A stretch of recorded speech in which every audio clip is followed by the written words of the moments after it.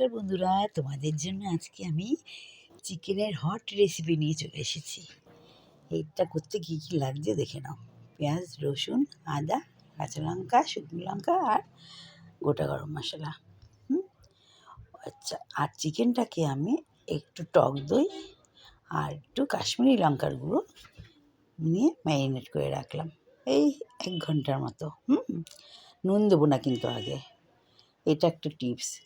আচ্ছা, এইবার দেখো, ওই যে মশলাগুলো নিয়েছি না, পেঁয়াজ, আদা, রসুন, ওগুলো আমি কী করছি দেখো। প্রথমে আমি প্যানে খুব অল্প তেল, আমার ধরো 2 টেবিল স্পুনের মতো তেল নিয়েছি।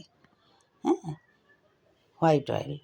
ওটার মধ্যে দেখো পেঁয়াজ, আদা, রসুন, তারপর শুকনো লঙ্কা আর কাঁচা লঙ্কা আর গোটা গরম মশলা, ওগুলো আমি দিয়ে একটু ভেজে নেব। তার আগে তেলের মধ্যে সামান্য একটু চিনি দিয়ে ক্যারামেলাইজ করে নিলাম, যাতে রঙটা ভালো আসে। এগুলো দিয়ে ভালো করে দেখো একটু ভেজে নেব।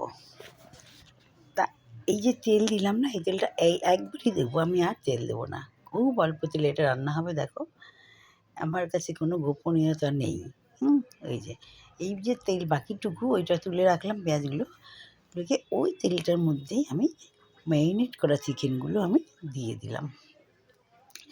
দিয়ে ঢেকে ঢেকে রান্না করব। নুন দেবো না কিন্তু আগে। হ্যাঁ, ঢেকে ঢেকে রান্না করবো। দেখো, যেই বুঝতে পারবে যে এটা একটু, আর এটা কিন্তু হলুদ লাগবে না, হলুদ চলবে না এই রান্নাতে।